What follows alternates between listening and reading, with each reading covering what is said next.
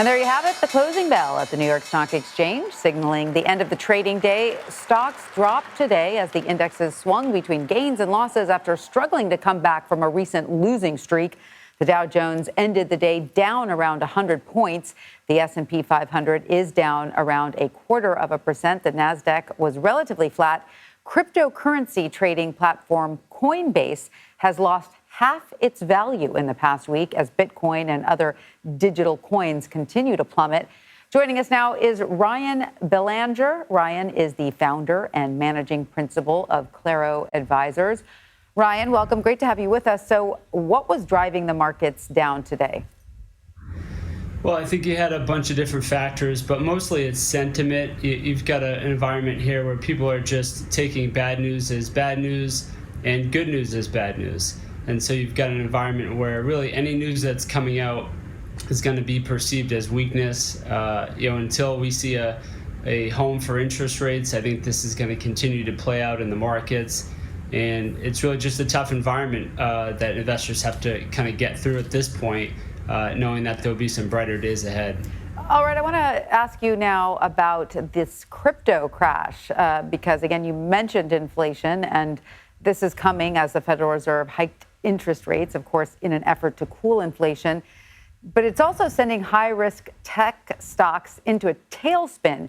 So what are your thoughts on crypto? It's never really been a safe bet, but what is it now for people looking for a long-term investment? Well, for long-term investment, you've got to think long-term now with crypto because it's turned out to be, the worst nightmare, which is an extremely volatile asset class. And I think the market is finally realizing that it's treating crypto along with the way it treats all the tech stocks, and which is if it's a long duration stock that's going to take years and years to make money off of, it's not worth holding right now.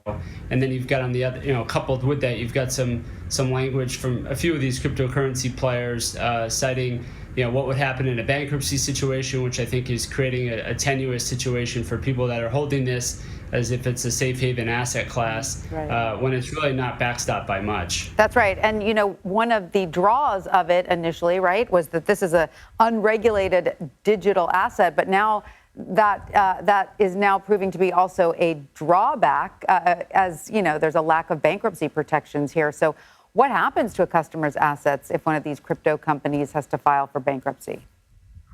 Well, I think it's dependent upon the different cryptocurrency, and what we're trying to tell our clients is you got to stay focused on long-term assets that can produce cash flow. And with the cryptocurrency environment right now, it's just not something that we're interested in putting client assets into. It's it's an unknown asset class. It popped up 5 or 10 years ago, got really popular in a low interest rate environment.